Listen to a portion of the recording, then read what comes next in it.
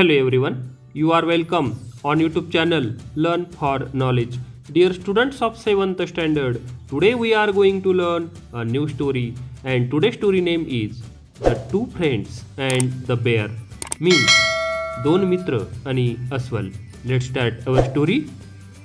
Two friends were traveling together through a wood when suddenly they came across a bear. दोन मित्र एका वूडमधून, wood म्हणजे जंगलामधून प्रवास करत होते. When suddenly they came across a bear, त्यांना अचानक त्यांची गाठ एका बेअर बरोबर म्हणजे अस्वलाशी पडली. द बेअर सॉ the travellers and rushed out upon them.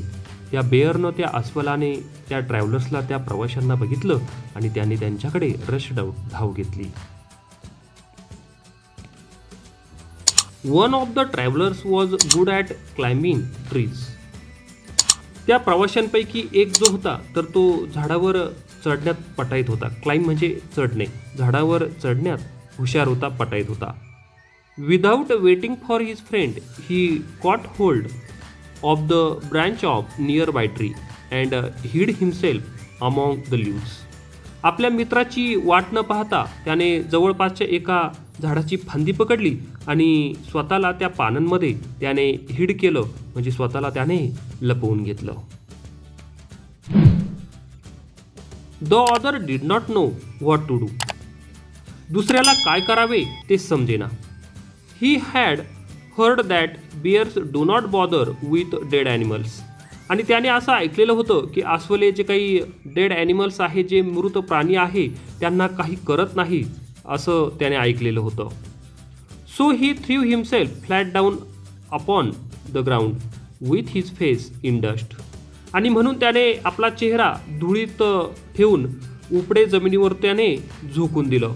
Dust म्हणजे धूळ. आपला चेहरा त्याने जमिनीकडे केला आणि त्या ठिकाणी त्याने पालथं झोपून घेतलं. नेक्स्ट पुढे बघा. The bear coming up to him put its muzzle close to his ear and sniffed. आणि त्याच्याजवळ येऊन अस्वलाने आपले मुस्कट जे आहे त्याच्या कानाजवळ नेले आणि बराच वेळ ते हुंगत राहिले. Now what is in by sniffed. Sniffed means हुंगणे. आपलं तोंड जे आहे त्याच्या कानाजवळ नेलं आणि त्याने बराच वेळ त्या ठिकाणी हुंगण्याचं काम केलं. But the man lay very quietly on the ground and did not even breathe. परंतु जमिनीवरती पडलेला जो काही माणूस होता तर त्याने अगदी शांतपणे तो त्या ठिकाणी पडून राहिला आणि त्याने श्वासोच्छ्वास घेणं सुद्धा बंद केलेलं होतं. At last with a growl it shook its head and slouched off. आणि अखेर त्याने गुरगुरून त्याने डोके हलवले आणि खांदे पाडून ते तिथून निघून गेले. Now slouched off means walked away with its shoulder bent forward. म्हणजे मान आणि खांदे खाली पाडून चालणे किंवा जाणे.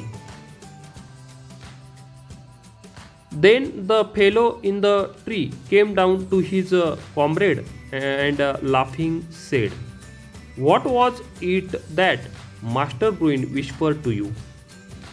मग झाडावरचा माणूस खाली उतरला आणि मित्राकडे आला आणि हसत हसत म्हणाला, ब्रुइन साहेब, तुझ्यापाशी काय पुटपुटले? असं त्याने विस्पर्ड म्हणजे पुटपुटले.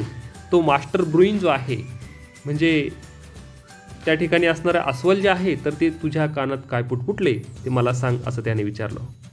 आणि त्यावेळेला त्या मित्राने त्याला सांगितलं,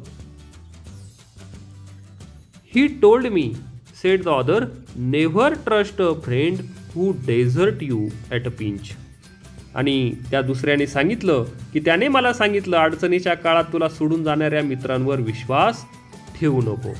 नाऊ डेझर्ट मीन्स त्यागणे किंवा सोडून देणे. ॲट अ पिंच मीन्स कठीण परिस्थिती, अडचणीत.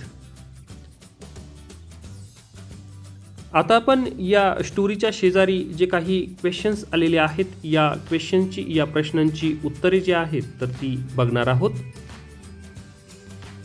आता या स्टोरीवर आधारित काही क्वेश्चन्स आहेत. लिसन अँड आन्सर, ऐका आणि उत्तर द्या. त्यामध्ये question number 1, who rushed out upon the friends? त्या दोन मित्रांवर कोण चाल करून आले? त्याचं आन्सर आहे a bear. Question number 2. Where they at that time?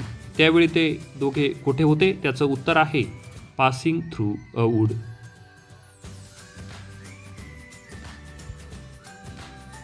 डिस्कशनमध्ये question आहेत. Question number 1. Why did the other traveller lie with his face in the dust? दुसरा प्रवासी मित्र आपला चेहरा धुळीत खुपसून का पडून राहिला? त्याचं आन्सर आहे the other traveller had heard that bears do not eat dead animals. He wanted to take a chance, so he threw himself flat down upon the ground and pretended to be a dead man. Question number 2. Did the bear really whisper to the traveler? ते अस्वल त्या प्रवाशाच्या कानात खरेच कुजबुजले का? त्याचं answer आहे no, it didn't. Thanks for visiting to our YouTube channel. Please like, share and subscribe our channel.